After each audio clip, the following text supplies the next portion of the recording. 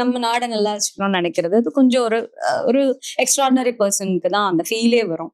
அது வந்து அப்புறம் அதுக்கு பல ஹார்ட் ஒர்க் பண்ணணும், பல கிரவுண்ட் ஒர்க் பண்ணணும். அவர் ஆல்ரெடி ஆக்டரா எனக்கு தெரிஞ்சு எடுத்த உடனே அவர் சூப்பர் ஸ்டார்லாம் இல்ல. ஐ மீன் எக்ஸ்ட்ராடினரி ஸ்டார்லாம் இல்ல.